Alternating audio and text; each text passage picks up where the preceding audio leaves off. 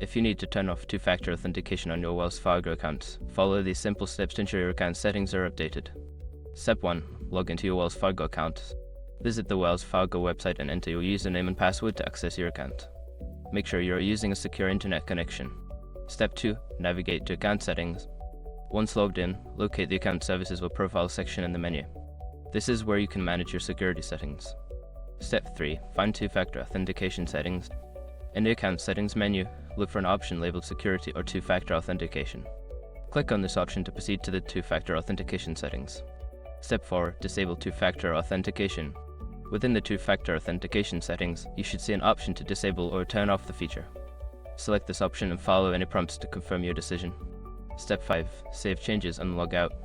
After disabling two-factor authentication, make sure to save any changes.